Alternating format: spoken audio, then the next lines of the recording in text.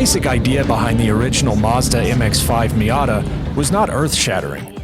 Introduced to the US market as a 1990 model, the Miata was based on ground rules that included an open body with a tight cockpit space and the ability to fit the driver like a glove. In the decades before the launch of the Miata, European manufacturers already produced several small roadsters. More recently, there hasn't been a direct competitor to the Miata. Alfa Romeo no longer offers a 4C Spider here. The Pontiac Solstice and Saturn Sky are long gone. Sure, Toyota offers the GR86 with a stick, but that's a coupe only. The same goes for its corporate cousin, the Subaru BRZ. The closest thing to the Miata, the Fiat 124, aka the Fiata, has been absent from the market for a few years. 3 decades later, the Miata is in a class of its own.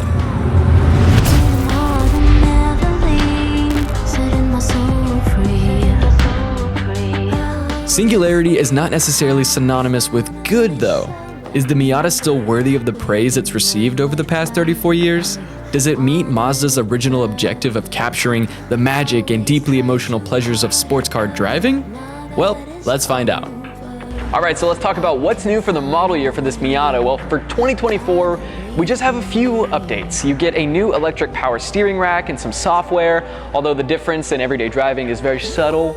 You get new LED headlights and taillights, an updated instrument cluster, a larger 8.8-inch infotainment screen, which does look a lot better than last year's. You also get a new Aero Gray exterior color and the tan interior option, which is what we have in ours. Now, talking a little bit about the trims and the pricing, the Sport does come in at $28,985. That's going to be the base. The Club starts at $32,485, and the Grand Touring, which starts at $34,285, which is what we have. But total out the door price came out to roughly $36,200 with documents and fees. Taking a look at the exterior, I mean, this thing looks really cool. It also looks so freaking small. The color that we have it in today is the Snowflake White Pearl, which looks awesome, especially on a bright sunny day like today. So kind of what's new for 2024? Well, in regards to the exterior, there's not a whole lot that's been changed other than the fact for our headlights, we do have a different daytime running light, which looks really, really good when this car's turned on. And from the front end, I mean, easily identifiable that this is a Mazda Miata with our nice Mazda badge right in the center.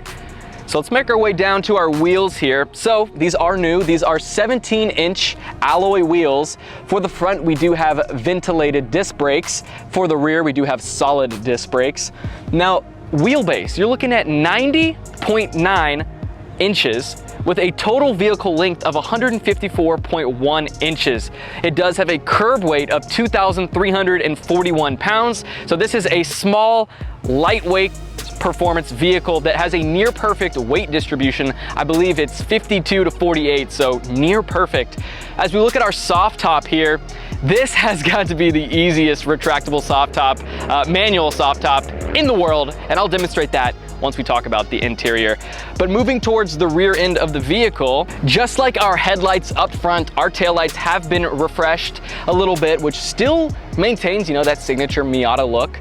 Can't complain there. On our left is our MX-5 badging in chrome, as well as our chrome Skyactiv G badge on the passenger side, and in between those is our signature Mazda badge. If we look about 8 inches lower, we can find our hidden rear view camera.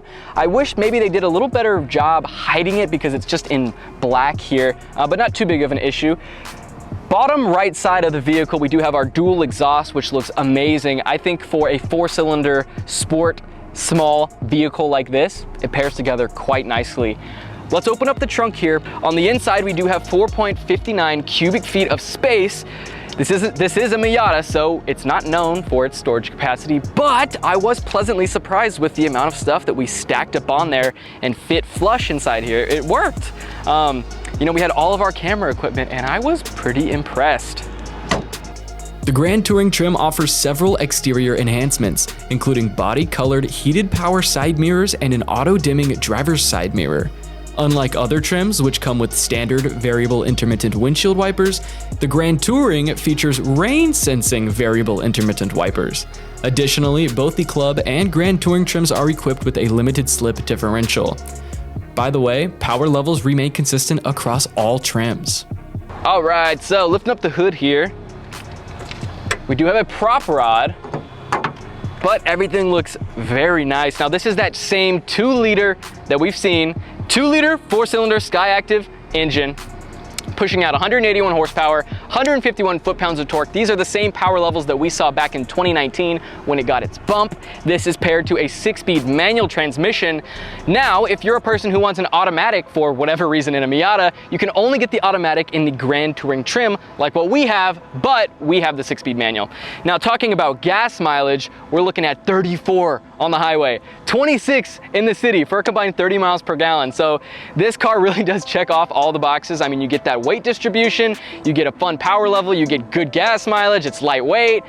I see why these cars are beloved by a lot of people. And this one here does have a limited slip differential, which, I mean, more boxes to be checked. Now, with that being said, I say we hop in the interior and see how much space we got.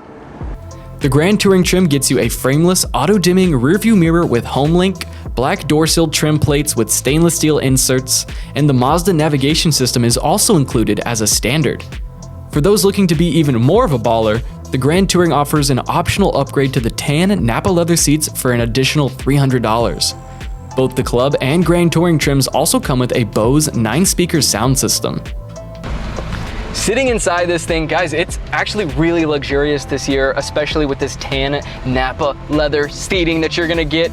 So this is due for 2024. Now it does stay a lot cooler than the black, especially here in the Arizona sun. So I'm really digging it. And also it just looks really cool. Check out these door panels here. You can see that tan, but it meets with that snowflake pearl exterior color on the inside of the cabin, making it blend it very seamless and making it look like they took the time to design the inside. And I feel the same way about this shift knob here with this nice black leather boot. It just feels well crafted. I do have a gripe though. It is right behind the shifter is our controller for the infotainment system with our volume knob and everything. I think the position of it is poor.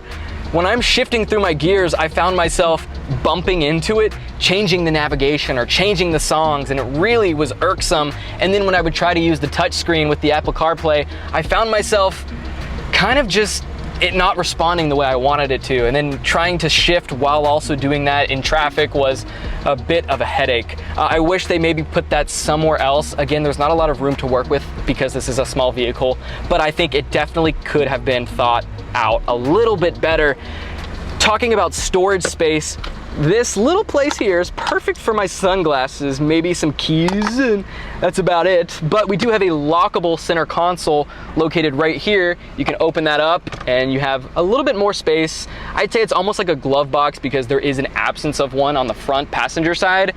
So you can kind of throw everything you throw in your glove box right here and then lock everything up. Now, if you're after even more space, believe it or not, the front and passenger seat do slide forward, unveiling 2 secret compartments, one behind the driver's side and one behind the passenger side, to kind of throw in any other miscellaneous items that you might be driving with.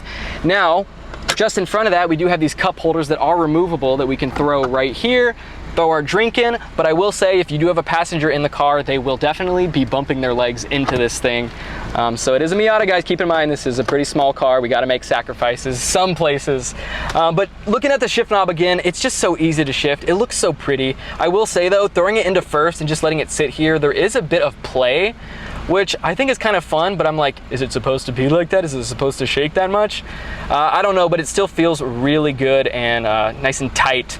Looking at our climate control area, God, they nailed it. They absolutely nailed it. It's not electronic. It's all tactile, feedbacky knobs that we're all used to, you know? On our left side, we do have our temperature gauge. In the middle is the blowing power, and on the right side is the blowing orientation. So freaking easy. Another gripe that I do have, this is heated seats, but for the top trim level, I would have loved to seen ventilated seats, especially here in Arizona where it gets really, really hot. Getting in and out of this thing, and especially with the soft top, you know, not being as cool as maybe the hard top, as much ventilation is really important to someone like me. Now looking at our steering wheel, it is nice and stiff, a lot of road feel. Feels very sporty. It has everything you need, nothing you don't need. You can skip your songs, you can turn up the radio, you can use your cruise control, and that's about it. As we look in front of that at our tachometer area, it has been redesigned this year just to make it look easier to read as compared to last year's model, and I appreciate that. It helps, make this driving experience just a little bit more seamless. Now to the left of that, we do have some buttons. We have our traction control button, our auto high beam button, and lastly our vehicle mute button. And what that button is going to do is all the chimes and whistles that you typically hear when you're merging and there's someone in your blind spot will be silent, and so you can enjoy a nice driving experience like I choose to do. Now again, looking at our door panels, we almost have like a carbon fiber design. The one-touch power down function is really nice, but I would have loved to seen that same one-touch going up as well, but not the biggest thing in the world. But another gripe that I have is these little mirrors here for your driver and passenger. They're small, but that's not too big of an issue. It's the fact that when you open them up, I can't see myself. It's at an angle and also at another angle, so I'm looking directly at the locking center console. So if I want to look at myself, I kind of gotta move around, and looking at myself now, I definitely should have shaved this morning. But regardless, let's look at this manual top. This soft top is so easy to use. I'm gonna show you guys how to do it. You're gonna pull down on this lever, pull down once more. The windows will then slide down for you, and you're just gonna lift it back, plop it into place. You can do this at a traffic light or whatnot.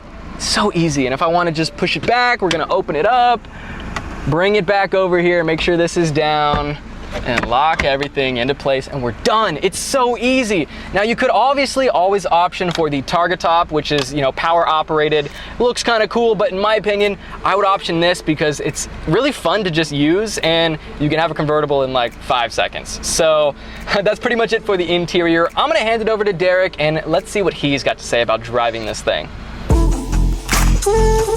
Don't let our Miata test car's model year or Bluetooth or backup camera fool you. In a lot of ways, this is a very analog machine. It doesn't give you anything except messages about what's going on around you. As you can tell, it's very noisy in here. You get a lot of tire noise, a lot of wind noise, even with the top up. You can hear the hum from the tires on the truck next to you on the freeway. And then if you want to lower the top, you have to do that manually. Then there's the electric power steering. It's very communicative. It gives you feedback through the steering wheel, and you have to keep both hands on the wheel if you're going over rough pavement because you want to be able to keep the nose pointed straight. It is a handful going over certain surfaces. The suspension has a setup called kinematic posture control, so that's supposed to combat roll in curves. And it does a nice job of that. Now granted, this is a small car, so it doesn't have a lot of weight to throw around. But that technology doesn't mask one of the important elements of this car, which is how clear the feedback is when you throw it into a curve. You can feel that pivot point, that slight shift in the weight distribution when you're going into one. I was surprised at how communicative it was in a scenario like that. One of the beauties of this car being so relatively raw and simple is that you get more from less. It's so low to the ground and you get so many sensory inputs from it constantly that whatever speed you happen to be going feels about 10 to 15 miles an hour faster. You don't need to drive this at breakneck speeds to fully enjoy it, but you do just want to wind up the tag needle and row through the gears. The more you drive it, the more you want to drive it. And you get everything that the engine has to offer on a daily basis. You can just completely wring it out. You're not leaving anything on the table. And granted, it's not a very powerful car. It's 181 horsepower, but you can access all of that all the time. If you're going to try to do something like that in a super powerful car, you'd have to drive like a maniac on a toll road at 2 a.m. But in this car, you can just rev it sky high, row through the gears, and enjoy it fully all the time.